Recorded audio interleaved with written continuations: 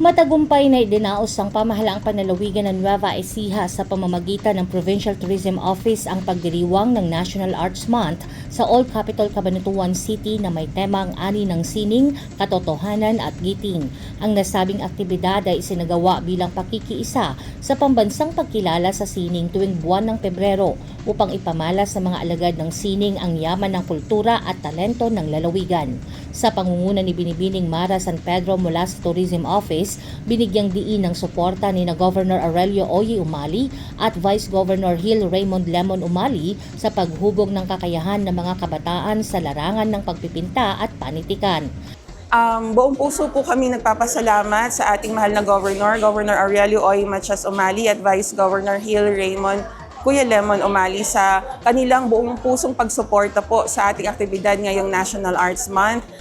Thank you very much po, Gov, sa mga ganitong pagkakataon na maimbitahan po natin ng ating mga kabataan na lumahok sa mga ganitong gawain patungkol sa sining at kultura.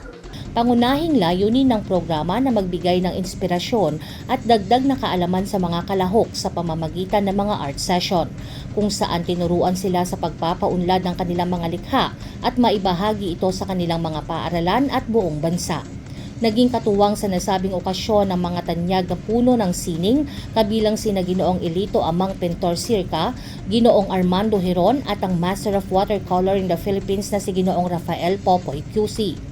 Nilahukan ng kompetisyon ng 20 estudyante para sa painting at 17 estudyante para sa spoken poetry mula sa iba't ibang panig ng lalawigan. Ang mga nagwagi ay nag-uwi ng mga premyo, 30,000 pesos para sa unang gantimpala, 15,000 pesos sa ikalawa at 10,000 pesos sa ikatlo at tumanggap naman ng consolation prizes ang mga di pinalad manalo.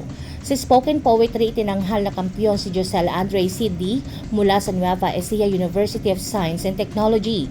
Sa pamamagitan ng kanyang sariling piyesa na pinamagatang Baliw, tinalakay niya ang kahalagahan ng mga obrang madalas ay hindi napapansin ng lipunan. Ayun po, yung girlfriend ko po. Siyempre po, isa po yung girlfriend ko.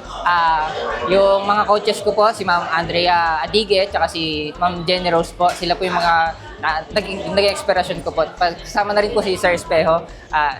Inspirasyon ko rin po siya. Binuo po namin to. Binuo ko po to pero naging suporta po sila sa akin ng sobra-sobra. Kaya nabuhos ko po lahat ng best ko sa pag-create po ng tula. Ayon sa kanya, ang napanalunang premyo ay malaking tulong upang matustusan ang gastusin sa kanyang akademikong research na kasalukuyang kinukulang sa budget.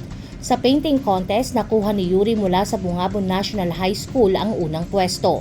Ang kanyang obra na pinamagatang Amang Inang at si Neneng ay nagpapakita ng isang huwarang pamilya ng mga magsasaka na puno ng pagmamahalan at suporta sa kabila ng mga pagsubok sa buhay.